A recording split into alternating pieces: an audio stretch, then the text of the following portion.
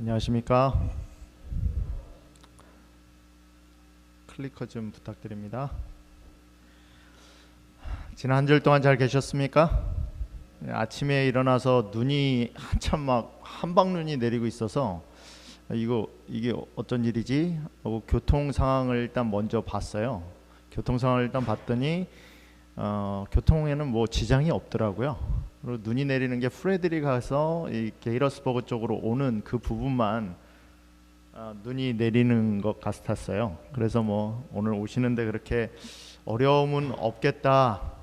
프레드릭에서 오시는 분들이 좀 어렵지 않았을까 싶습니다. 거기 교통체증이 조금 있더라고요. 그럼에도 불구하고 하나님의 전을 찾으신 여러분들을 진심으로 환영합니다. 오늘은 마가복음 16장 1절부터 8절에 있는 말씀을 가지고 누가 우리를 위하여 라는 제목으로 하나님의 말씀을 함께 나누도록 하겠습니다. 제가 덴탈랩에서 일할 때 하루는 일을 끝나고 집으로 퇴근하는 길이었습니다. 퇴근하는 길에 라디오 방송을 하나 듣고 있었는데 브라이언 가바겐이라는 이 BMX 자전거 선수예요. 여러분 BMX가 뭔지 아십니까? 이 자전거 가운데 이렇게 좀 조그마지만 그 조그만 자전거를 타면서 묘기 부리는 분들 있잖아요. 서커스가 아니라 스포츠 종목으로요.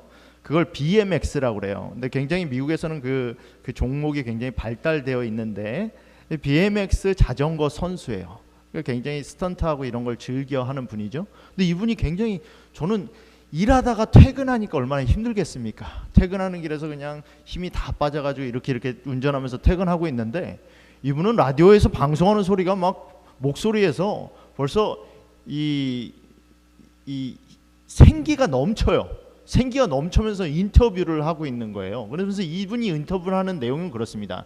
이분은 이제 스턴트 하는 거, 뭐 자전거 가지고 묘기하는 거, 위험한 곳을 뛰고 내리고 이런 거를 주로 하는 업을 가지고 계시는 분이다 보니까 이 어려운 굉장히 위험한 스포츠를 즐기시는 분이에요. 그래서 이분이 한 번은 헬리콥터를 한번 타보고 싶어서 헬리콥터를 탔답니다. 옆에 교관이 앉고 교관이 운전을 하면서 이제 헬기를 타고 첫 번째 비행을 하러 올라간 거예요.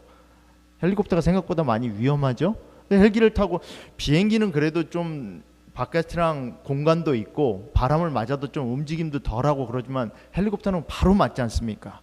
조그만 헬리콥터니까 그 헬리콥터가 날아가면서 여러 가지 고개를 하고 있다가 이 헬리콥터 이 교관이 이 운전대를 잡은 사람이 지금부터는 헬리콥터를 타다가도 어려운 상황이 생길 수 있으니까 그것에 대해서 한번 실험해 보겠습니다 하고 급강하를 시작했어요.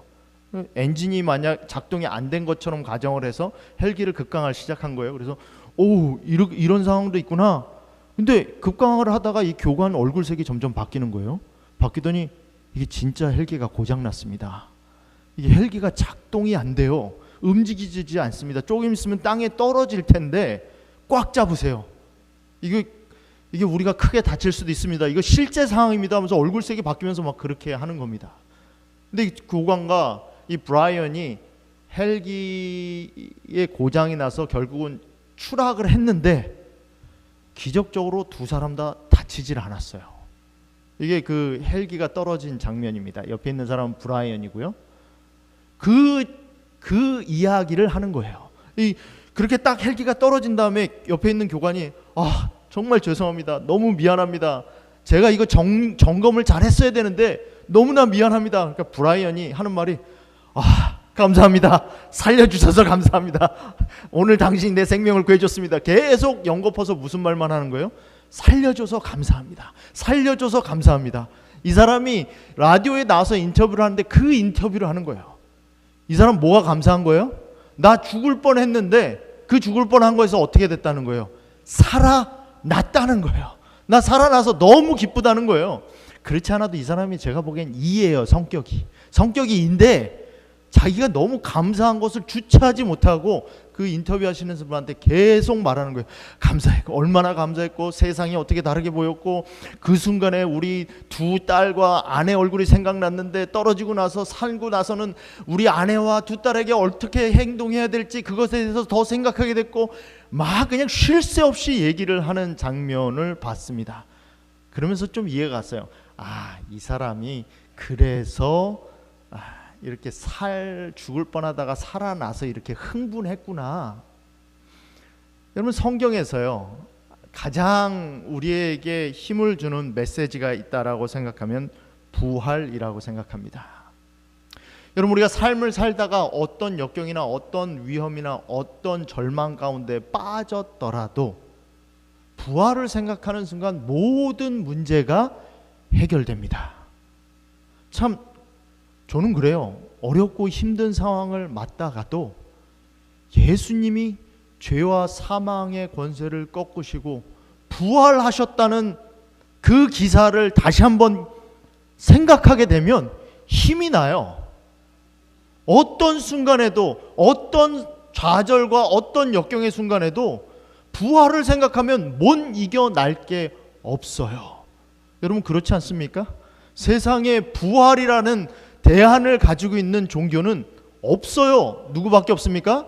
우리밖에 없어요. 그래서 우리는 세상의 어떤 고난과 역경 가운데 있는 사람에게도 희망을 가지라고 말할 수 있는 신앙이에요. 그것이 부활입니다. 여러분, 마가복음이 만약 15장에서 끝났다면은 그게 종교가 되지 못했을 거예요. 예수님이 십자가에서 돌아가신 사건에서 만약에 예수님의 생애가 마쳤다면은 우리는 기독교를 믿고 있지 않았을 겁니다. 그러나 마가복음 16장에 무슨 사건이 일어납니까? 부활 사건이 일어나요. 오늘은 여러분들과 함께 그 부활 사건의 주인공들이 어떻게 부활 사건을 맞이하게 됐는지 그 과정을 좀 함께 보고자 합니다. 여러분, 부활 사건을 처음 맞이한 세 사람은 결코 의도적으로 부활을 맞이한 사람이 아니었어요. 부활을 믿은 사람도 아니었습니다. 근데 그들에게 제일 먼저 하나님께서 영광스러운 부활의 기별을 가르쳐 주셨어요. 그리고 그들을 통해서 부활의 소식이 전달되기 시작했어요. 여러분, 바울이 복음을 전파할 때 외친 것이 딱 두 가지입니다. 예수님의 십자가와 예수님의 부활이에요. 여러분, 우리가 신앙을 하는 이유도 두 가지입니다. 예수님의 십자가와 예수님의 부활이에요. 예수님이 저와 여러분의 죄를 대신하여 돌아가셨다는 사실과 그 예수님이 단순히 돌아가셨을 뿐만 아니라 그 죄를 이기고 뭐 하셨다는 거예요? 부활하셨다는 거예요. 오늘 이 세 여인, 부활의 장면을 목격한 세 여인의 경험을 통해서 그들이 부활을 목격함으로 그들의 삶 가운데 만났던 그 감격을 우리가 함께 체험할 수 있기를 바랍니다. 이 세 여인이 부활을 체험하게 됐는데 그 체험하는 과정을 세 가지로 좀 요약을 해보았습니다. 첫 번째는 답이 없어도 예수님의 무덤을 갔다라는 거예요. 마가복음 16장은 이렇게 시작합니다. 안식일이 지남에 막달라 마리아와 야고보의 어머니 마리아와 또 살로메가 가서 예수께 바르기 위하여 향품을 사다 두었다가 안식 후 첫날 매우 일찍이 해 돋을 때에 그 무덤으로 가며, 여러분, 보통 여기서 말하는 향품은 미라를 보관할 때 이집트에서 사용하는 그런 향품이 아닙니다. 유대 지방에서는 그 당시에는 미라처럼 시체를 보관하는 장사를 하지 않았어요. 여기서 말하는 향품이라는 것은 썩어가는 육체에서 그나마 썩는 냄새가 나지 않게 하기 위하여 사용하는 향품을 가리킵니다. 예수님이 돌아가신 다음에 시체를 향품에 붓지 않았기 때문에 이 여인들, 이 세 사람의 여인이 예수님을 찾아갑니다. 근데 문제는 뭐냐면 이 여인들이 예수님을 찾아갈 때 서로 말하되 누가 우리를 위하여 무덤 문에서 돌을 굴려 주리요 하더니, 그 당시의 무덤은 땅을 파서 묻는 무덤이 아니었어요. 보통 채석장, 더 이상 쓰지 않는 채석장에 바위에 구멍을 파서 그 안에 사람을 묻었습니다. 근데 동물들이 와서 그 시체를 먹을 수도 있고 시체를 상하게 할 수도 있잖아요. 그래서 보통 그 바위를 파서 만든 구멍을 큰 바위를 굴려서 막아놨습니다.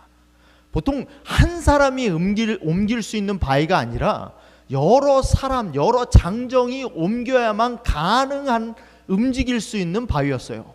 근데 이 세 여인은 누가 그 바위를 옮겨줄지 결정하고 무덤으로 가지 않았습니다. 뭐하고 갔다는 거예요? 그냥 자기가 할 수 있는 유향만 사가지고 무덤으로 향해 갔어요. 답이 없었다는 거죠. 내가 누군가 다 옮겨줄 것을 예상하고 그거 다 어레인지 해놓고 그 사람들과 함께 간 것이 아니라 뭐하고 갔다는 거예요? 그냥 예수님 시체에 유향을 발라야지, 그 생각 하나만 가지고 무덤으로 갔습니다. 여러분, 많은 경우에 우리가 답이 없으면 일을 시작할 생각조차 하지 못해요. 목적이 분명히 보여도 그 목적을 향해 가는 과정 가운데서 우리가 어떻게 갈 수 있는지 분명한 방법이 보이지 않으면 시작하지 않는 경우가 많습니다. 그러나 이 여인들은 그렇게 하지 않았다는 거죠.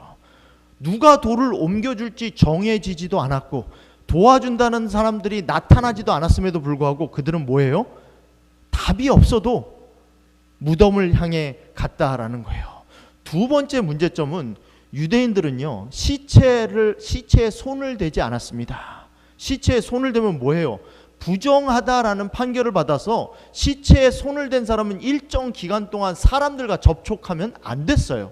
그게 그들의 정결 예식이었습니다. 그럼에도 불구하고 이 사람들은 예수님의 시체에 유향을 붓기 위해서는 그렇게 하는 것조차 뭐 하겠다? 감당하겠다라고 생각했어요. 그게 문제가 되지 않았다라는 거죠. 그리고 마지막으로 세 번째, 여러분, 보통 사람의 시체에는 유향을 뿌리지 않습니다. 보통 사람의 시체에는 기름을 바르죠. 근데 이들은 뭘 준비했어요? 시체에 유향을 준비했어요. 그 당시에 대개 유향은 누구의 시체를 위해서 준비합니까? 왕의 시체를 위해서 준비했어요. 예수님이 지금 어떻게 해서 무덤에 들어가시게 됐죠? 범죄자로 십자가형에 처형된 사람이었습니다. 사회적으로 지탄을 받아서 가장 중한 형벌을 받은 사람이었어요. 그럼에도 불구하고 그런 것들이 이 사람들에게는 아무런 제한이 되지 않았습니다. 여러분, 때때로 우리에게 목적이 분명하게 보이는 것이 있어도, 그 목적이 분명해도 사명이 분명해도 우리가 가야 될 길에 방법이 뚜렷하지 않으면, 그것이 제시되지 않고 해결되지 않다면 우리는 주저하지는 않습니까? 근데 오늘 이 여인들은 그렇게 하지 않았다는 거예요. 여러분, 이 장면은 일란 머스크가 스페이스 X의 팔콘 1, 스페이스 X는 이 민간업자가 최초로 인공위성을 하늘에 띄우는 업체입니다. 인공위성을 하늘에 띄우기 위해서 일란 머스크가 3번 시도하고 3번 시도할 때마다 매번 실패해서 그 실패된 이 재료들을 창고에 모아놓고 앉아있을 때 찍은 장면이에요. 어떻게 좀 기운이 나 보입니까? 2006년부터 2008년까지 3번에 걸쳐서 팔콘 1 3번 발사했는데 3번 다 궤도에 진입하는 걸 실패했어요. 그리고 마지막 3번째는 1단과 2단을 분리하는 작업이 불발됐기 때문에 실패하게 됩니다. 페이팔을 팔아서 만들었던 자금의 거의 대부분을 스페이스 X에 투자했던 상황입니다. 일란 머스크는 포기할 수 있었죠. 근데 포기하지 않습니다. 그리고 같은 해 9월 그가 가지고 있던 마지막 자금, 거의 마지막 자금을 쏟아 부어서 4번째 런치에 성공합니다. 그 이후로 팔콘 1이 인공위성 궤도에 진입하게 되고, 그 다음부터 나사로부터 수주를 받아서 스페이스 X와 테슬라가 성장하기 시작합니다. 답이 있어서 시작했던 게 아니라는 거죠. 해야 될 목적지가 명확했기 때문에 어떻게 가야 되는지 방법이 보이지 않아도 해야 될 목적지가 명확했기 때문에 일란 머스크는 성공할 수 있었습니다. 우리가 잘 아는 전기불을 상용화에 성공한 에디슨이 한 말입니다. 이렇게 한 번 상용화에 성공하기 위하여 보통 10,000번의 실패를 거듭한다고 그래요. 10,000번을 트라이 해보는데 안 됐다라는 거죠. 보통 우리 몇 번 시도해 봅니까? 그거 작년에 해봤어. 그거 예전에 우리가 다 해봤던 거야. 그거 안 해본 거 아니야. 해봤던 거니까 그만해. 근데 에디슨은 이렇게 말을 했어요. I have not failed. I just found 10,000 ways that won't work. 난 실패한 게 아니다. 10,000가지의 안 되는 방법을 발견했을 뿐이다. 여러분, 성공하는 사람은 방법에 따라서, 실패한 횟수에 따라서 포기하지 않습니다. 어떻게 하죠? 성공을 위해서 이건 안 되는 거구나. 다음에 한 번쩍 더 나아가 봐야지. 또 시도하고 또 시도한다는 것이지요. 만약에 살로메와 막달라 마리아와 마리아가 예수님의 무덤을 돌 굴려줄 사람을 찾고 있었다면 그들은 결국 무덤에 가지 않았을 것입니다. 그들은 결국은 예수님의 부활을 목격할 수 있는 첫 번째 사람이 아니었을 거예요. 여러분, 이 사람들은 언제부터 예수님을 따라다녔느냐? 누가복음 8장에 보면은 갈릴리에서 예수님의 사업을 돕던 무리의 여인들의 이름들이 나와요. 그 중에 한 사람이 막달라 마리아였습니다. 7 귀신 들렸다가 예수님이 고쳐주었던 여인, 그 여인을 포함해서 한 무리의 여인들이 자기들의 소유를 팔아서 예수님을 따라다녔습니다. 그때 무슨 답이 보였던 게 아니에요. 예수님이니까 뭐 한 겁니까? 따라다닌 거예요. 이 세 여인은 단순히 예수님을 그때만 따라다닌 게 아닙니다. 예수님이 십자가에 달려 돌아가실 때도 따라갔고, 예수님이 무덤에 장사 지낼 동안도 따라갔어요. 예수님이 살아날 것을 기대하고 간 게 아닙니다. 장사 지내고 갔어요. 여러분, 언제 시작하시겠습니까? 언제 시도하시겠어요? 언제 내 사명을 위하여 시작하기로 결심하시겠습니까? 언제 일어서서 하기로, 다시 한번 시도하기로, 다시 한번 도전하기로 결심하시겠습니까? 사역은 방법이 분명할 때 하는 게 아닙니다. 사역은 하나님이 부르실 때 하는 거예요. 왜? 하나님이 부르셨기 때문에. 이 여인들이 뭐 했던 것처럼 그들이 방법을 모르고 해결점이 없었음에도 했었던 것처럼 말입니다. 두 번째는 이 여인들이 알지 못하는 역경도 있었다라는 거죠. 여러분, 이 여인들이 걱정한 거는 뭘 걱정했습니까? 돌 옮겨줄 사람을 걱정했어요. 그런데 더 큰 문제는 뭐였냐면, 여러분, 제자들은 예수님이 부활할 걸 믿지 않았어요. 그러나 유대인들, 이 사두개인들과 바리새인들은 예수님이 부활한다는 말할 것을 들어서 알고 있었습니다. 그래서 어떻게 했어요? 혹시 예수님이 시체가 없어지면 더 큰 문제가 되니까 빌라도에 가서 말하죠. 예수가 살아있었을 때 3일 후에 부활한다는 말을 했는데 그렇게 되면 안 되니까 그 무덤을 지킬 사람을 좀 보내주십시오. 그럼 빌라도가 뭐라고 해요? 야, 너희들에게 병사들이 있지 않느냐? 거기 가서 무덤을 봉하고 너희들이 가서 지켜. 더 큰 문제는 뭐냐면 돌 굴리는 게 문제가 아니라 더 큰 문제는 뭐예요? 그 당시에 병사들이 이미 가서 빌라도가 명령한 씨를 해놨다니까요. 씨를 해놓고 그 씨는 빌라도가 풀어 할 때까지는 풀 수 없는 거였어요. 여인들이 생각하지 못한 어려움이 이미 존재했다라는 거죠. 여러분, 하나님의 일은요, 내가 생각했던 어려움만 있는 게 아니에요. 내가 어려움 가지고 그것 가지고 생각 못하고 그것을 가지고 시작을 못한다고 하면은 그것 외에도 이미 더 큰 어려움이, 하나님의 사역을 할 때는 더 큰 어려움과 험난한 길이 존재한다는 거죠. 그래서 사도 바울은 에베소서에서 이렇게 말합니다. 우리가 싸우는 싸움은 보이는 것에 대한 싸움이 아니라는 거예요. 이미 우리가 일을 하려고 시작할 때 누구도 일을 하려고 시작합니까? 사단도 일을 하려고 시작해요. 여러분, 우리가 기도할 때 누구도 움직이기 시작합니까? 하나님도 움직이기 시작하지만 우리가 사업 계획을 세울 때, 우리가 교회 일을 하려고 계획을 세울 때 누구도 계획해요? 사단도 계획해요. 우리가 누군가에게 전도하기 위하여 그를 찾아가기 시작할 때 우리도 발걸음을 뛰기 시작하지만 누구도 발걸음을 뛰기 시작합니까? 사단도 발걸음을 뛰기 시작해요. 여러분, 우리가 하는 일은요, 그냥 사람이 맞서서 할 수 있는 눈에 보이는 육탄전이 아니에요. 이 세상의 악한 영들에 대항하는 싸움이라는 거죠. 여러분, 다윗도 그것을 분명히 알았습니다. 그렇기 때문에 골리앗을 맞서 싸우러 나갈 때 다윗의 한 말은 내가 나가서 싸워서 이기겠다 말하지 않았어요. 전쟁은 누구에게 속해 있다고요?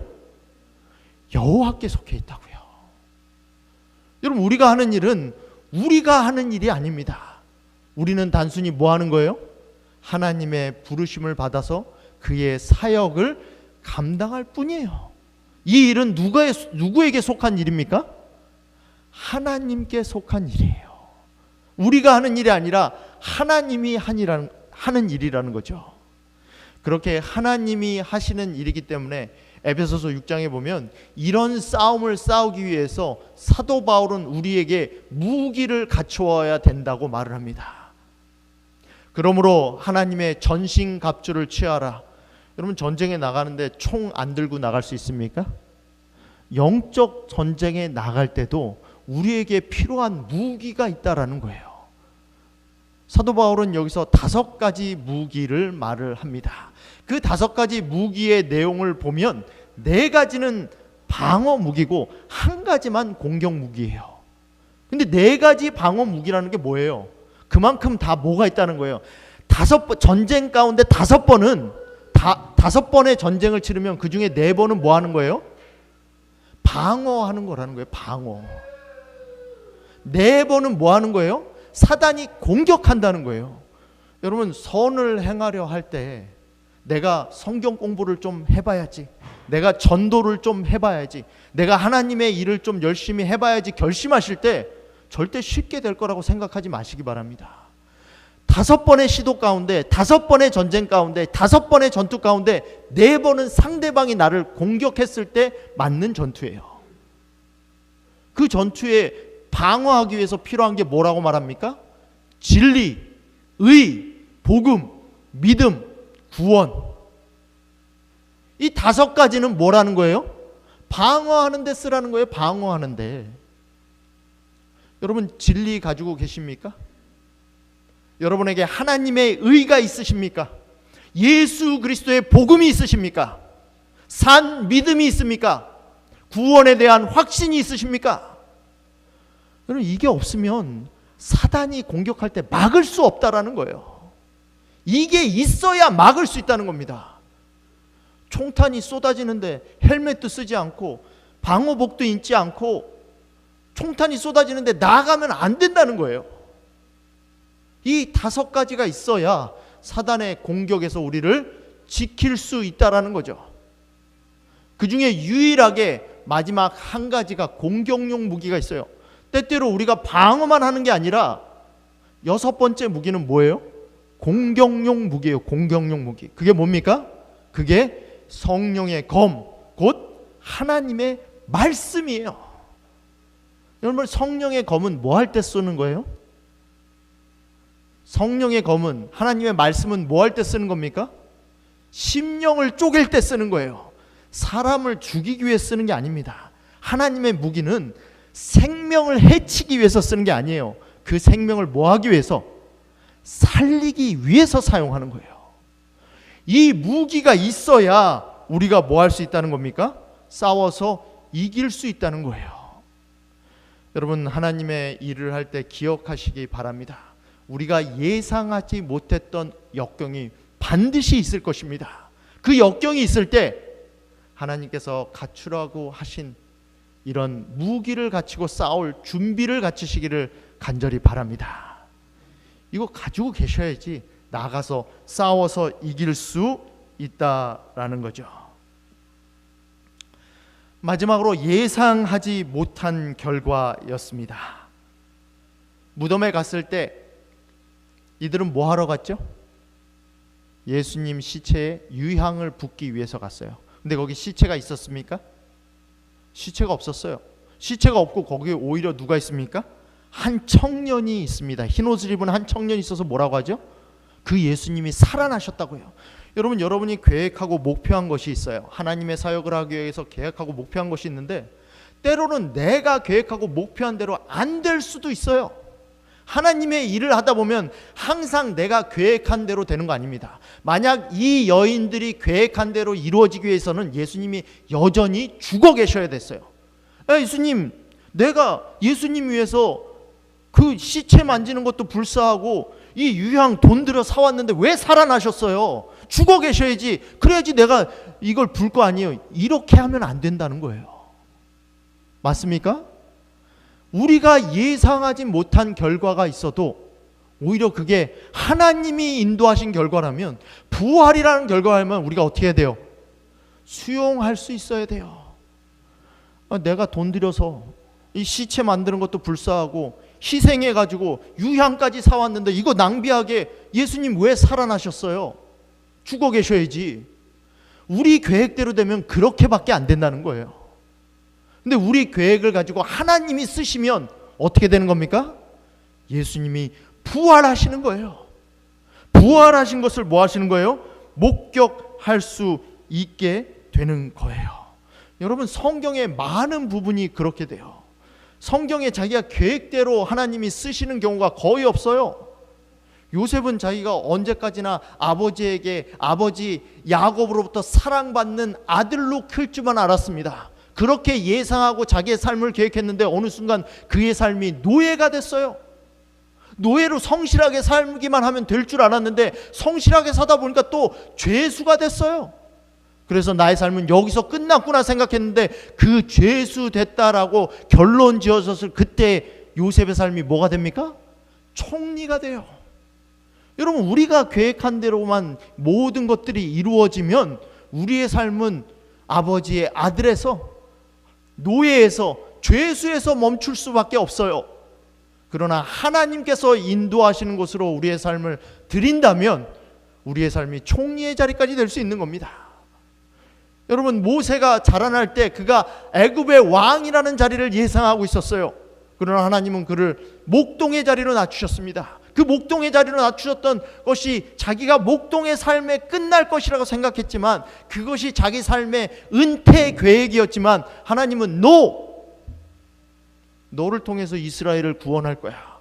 그리고 민족의 지도자로 다시 부르셨어요. 여러분, 여러분의 삶을 여러분의 계획대로 은퇴 계획을 세우지 마시기 바랍니다. 하나님이 여러분을 언제 불러서 어떻게 쓰실지 몰라요. 사도 바울도 마찬가지예요. 사도 바울이 사울에서 바울이 된 이유는 그가 하나님을 믿는, 예수님을 믿는 사람을 죽이러 가다가 예수님을 다메섹 도상에서 만났을 때 삶이 바뀌었어요. 사랑하는 성도 여러분, 우리가 계획한 대로, 우리가 예상한 대로 우리의 삶이 결말되어진다면 우리 수준을 벗어나지 못할 것입니다. 그러나 우리가 하나님이 주시는 사역을 받아들이고 나아갈 때는 우리의 헌신을 통하여 하나님께서는 예수 그리스도의 부활을 이루실 것입니다. 그 섰던 사람이 이렇게 말을 합니다.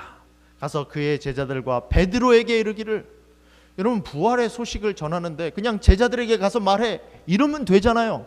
근데 꼭 집어서 얘기를 합니다. 가서 제자들과 누구에게? 베드로에게 말하기를. 그 전장에 보면, 15장에 보면 베드로가 무슨 일을 합니까? 그 제자들 중에 유일하게 행적이, 예수님이 십자가에 돌아가시는 동안 행적이 기록된 사람이에요. 여러분, 마가는 베드로의 수제자예요. 그 마가가 쓴 복음서예요. 누구로부터 쓴 복음서입니까? 누구로부터 주로 이야기를 들었을까요? 베드로에게 얘기를 들었겠죠. 근데 꼭 집어서 베드로와 그의 제자들에게 가서 말하라. 왜 베드로를 집었을까요? 어떻게 보면 제자들에게 있어서는 베드로는 언급하기 싫은 아픈 손가락이에요. 왜? 유일하게 제자 가운데 공개적으로 예수님을 저주한 사람입니다. 공개적으로 예수님을 부인한 사람이에요. 공개적으로 예수님을 부인하고 제자가 아니라고 선언한 사람이 베드로입니다. 근데 예수님은 베드로를 젖혀놓지 않으세요. 떼놓지 않으세요. 제외해 놓지 않으세요. 오히려 뭐 하십니까? 콕 집어서 부르세요. 사랑하는 성도 여러분, 예수님은 예수님의 사역을 위해서 쓰실 때 베드로처럼 그렇게 하나님을 떠난 사람도 찝어서 쓰세요. 혹시 하나님 앞에 내가 좌절하고 떠났던 경험이 있더라도, 내가 포기하고 실망한 경험이 있더라도 우리 하나님은 포기하지 않으세요. 우리 하나님은 그 사람을 버리지 않으세요. 우리가 하나님의 손을 놓지 않는 한 하나님은 우리의 손을 절대 놓지 않으세요. 오히려 그 사람을 콕 집어서 부르신 것처럼 우리를 부르십니다. 여러분, 생명은 색을 못 보는 질병을 가리키죠. 근데 요새는 세상이 좋아져서 색을 볼 수 있는 안경이 생겼대요. 이 두 형제가 있는데 이 형제는 타고날 때부터 생명이에요. 이 색깔을 보지 못해요. 근데 엄마가 이 두 형제의 생일날 선물을 줬는데 색을 볼 수 있는 선물을 줬어요. 안경을 줬어요. 그 안경을 쓴 형제들의 반응입니다. 선천성 생맹으로 태어난 지미와 제이스 형제. 아버지가 알록달록한 풍선을 보여주며 무슨 색인지 물어보지만 대답하지 못합니다. 하지만 곧이어 엔크로마의 생명 교정 안경을 쓴 형제는 갑자기 울음을 터뜨리며 말을 잇지 못합니다. 어떤 색깔이 보이냐는 어머니의 거듭된 물음에도 형제는 대답 못하고 서로 꼭 껴안습니다.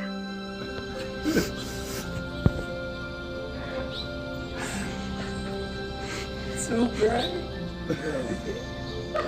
So different.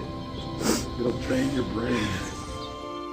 형형색색의 수건 색깔들을 정확히 구분해내는 형제의 모습에 지켜보던 가족도 눈물을 감추지 못합니다. 하늘 색깔, 티셔츠 무늬 색깔, 어머니의 눈동자 색깔 등을 태어나서 처음 보고 감격하는 형제의 모습은 수많은 네티즌들을 감동시켰습니다. 사랑하는 성도 여러분, 우리가 이해하고 알고 동의할 수 있는 것만 바라보는 것이 아니라 예수 그리스도의 부활, 그 엄청난 기적을 있는 그대로 수용하는 순간 우리는 또 다른 삶을 보게 됩니다. 여러분, 예수님이 부활하셨다는 것은 놀라운 기적이에요. 예수님의 부활을 믿는 신앙인은 그의 삶이 놀라울 수밖에 없어요. 브라이언이, 죽을 뻔했던 브라이언이 살아났을 때 그렇게 펄쩍펄쩍 뛰면서 인터뷰했던 것처럼, 여러분, 우리가 그냥 이렇게 가만히 앉아 있는 것 자체가 이상한 거예요. 하나님이 우리를 죄 가운데 그냥 두시지 않고 부활 신앙을 주셨다는 것에 인하여 저는 감사드립니다. 그 부활 신앙의 시선으로, 믿음으로 우리 하나님께서 주시는 그 은혜를 믿음으로 받을 수 있는 저와 여러분이 되기를 간절히 바라면서 오늘 말씀을 마치겠습니다. 우리 이런 믿음의 신앙을 함께 누릴 수 있도록, 주장할 수 있도록 기도하는 시간 갖겠습니다. 기도하겠습니다.